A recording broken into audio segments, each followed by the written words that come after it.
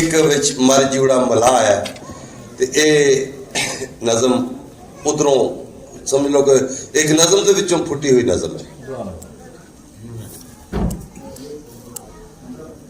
सोहनी आख सुनाइए शाह होरा, सोहनी आख सुनाइए शाह होरा, चित वस जे है ते समझ लेना वरे वार है कथा अजोक ताई, अंदर पेटियां दी लम लेटियां दी हम बहारियां दे पलसेटियां। सोहनी आख सुनाइए शाह होरा, चित वस जे है ते समझ लेना वरे वार है कथा अजोक ताई, अंदर पेटियां दी लम लेटियां दी हम बहारियां दे पलसेटियां दी, ते किन्ने ठग फीने साडे विच बैठे, किन्ने ठग फीने साडे विच बैठे, सड़े फेफड़े लहू पे बेचदे। किन्ने ठग फीने साडे विच बैठे, सड़े फेफड़े लहू पे बेचदे ने, मजमे बाजियां कूड़ करामतां दे कथाकारियां दे आंडे कढदे ने।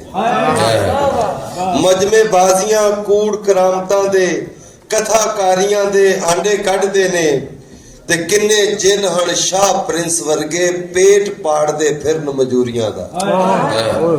किन्ने जिन हन किन्ने जिन हन शाह प्रिंस वर्गे पेट पाड़दे फिरन मजूरियां दा, तक धौंस दा गरम बाजार कीता ठेका सांभिया ही टुकर चूरियां दा।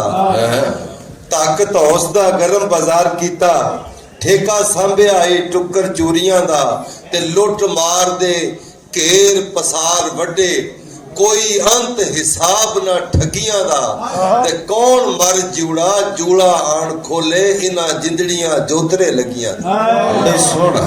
कौन मर जूड़ा जूड़ा आन खोले इना जिंदड़ियां जोतरे लगियां दा। ते आखिरी शेर है मकूला शायर के भेद पार उरार दा कौन जाने, भेद पार उरार दा कौन जाने, बेड़ी रड़े ते शौ दरिया सुके।